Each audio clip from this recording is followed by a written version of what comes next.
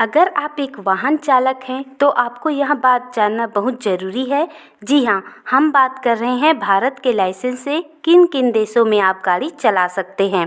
नमस्कार दोस्तों, Neeraj the word series में आपका स्वागत है।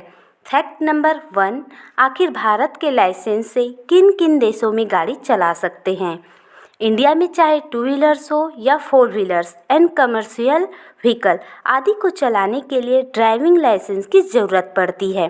ड्राइविंग लाइसेंस ही तय करता है कि कोई व्यक्ति किस वाहन को और कब तक चला सकता है।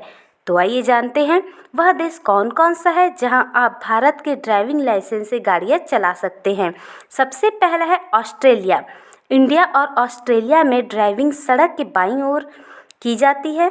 यदि आपके पास भारतीय लाइसेंस है तो आप 3 महीने तक क्वींसलैंड, न्यू साउथ वेल्स, दक्षिण ऑस्ट्रिया, उत्तरी क्षेत्र और ऑस्ट्रेलियाई राजधानी क्षेत्र में गाड़ी चला सकते हैं।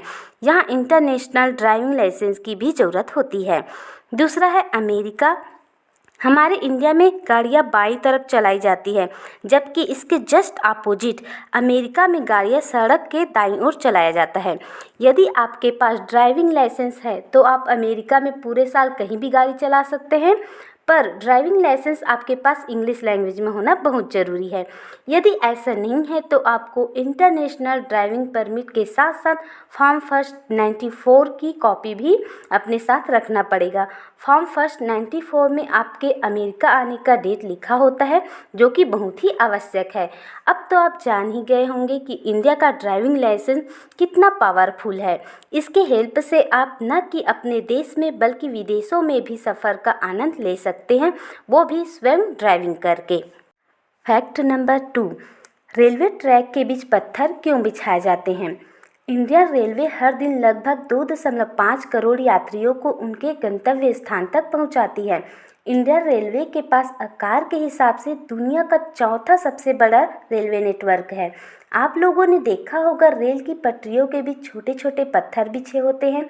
आपके दिमाग में सवाल भी आया होगा, ऐसा क्यों? क्या सिर्फ पटरियों पर ही ट्रेन नहीं चलाया जा सकता? तो आइए जानते हैं इसके पीछे का साइंटिफिक रीज़न।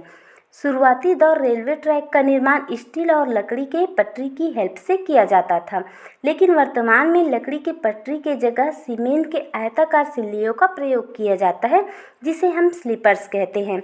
रियल में रेल की पटरियों के बीच छोटे छोटे पत्थर बिछाने का उद्देश्य लकड़ी की पटरी या फिर सीमेंट की सिल्लियों को अपने स्थान पर मजबूती के साथ स्थिर रखना है, ताकि ये सिल्लियाँ रेलवे ट्रैक को मजबूती से पकड़े रहें और रेल को बिना किसी दुर्घटना को अंजाम दिए पटरी पर आसानी से चलाई जा सके। क्योंकि जब ट्रेन चलती है तो उससे ज़मीन और पटरियों में कंपन होता है। इसके अलावा तेज़ धूप से पटरियाँ फैलती भी है और सर्दियों में सिकुड़ती भी है। इससे ट्रेन का पूरा भार लकड़ी के या सीमेंट की सिल्लियों पर आ जाता है, लेकिन पटरियों के बीच पत्थर बिछे होने के कारण सारा भार इन पत्थरों पर चला जाता है, जिसके कारण कंपन, पटरियों का सिकुड़ना, ट्रेन का भार सभी बैलेंस हो जाता है। दोस्तों, ट्रेन की पटरियों के बीच पत्थर बिछाने के पीछे एक कारण यह भी है कि पटरियों के बीच में या आसपास में घास झाड़ियाँ उग जाएगी, जिससे ट्रेन गुजरने में कठिनाई हो सकती है। फैक्ट नंबर 3, इंटरनेट पर 1 मिनट में क्या क्या होता है। दोस्तों, हम ऐसी दुनिया में जी रहे हैं जहां इंटरनेट का जाल बिछा हुआ है।